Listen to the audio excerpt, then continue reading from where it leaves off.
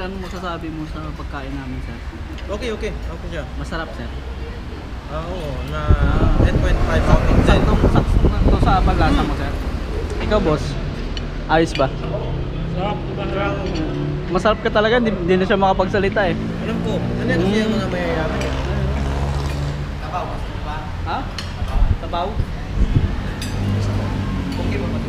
So yun guys, nandito kami sa Yung steak ko, Pampanga. medium rare. Buksan ko to? Oo, sige. Nagutom.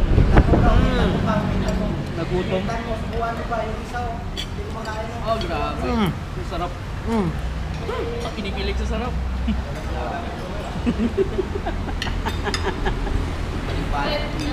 The first bite.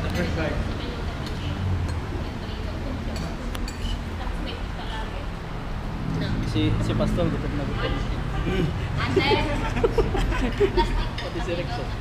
Si Brother Alan, hindi makakain eh. So, napadaan kami dito guys. Sarap yung mga pagkain dito. Sa sunod, pag nadaan kami ulit dito guys, dito kami kakain. Baka sa sunod may pre-taste na to.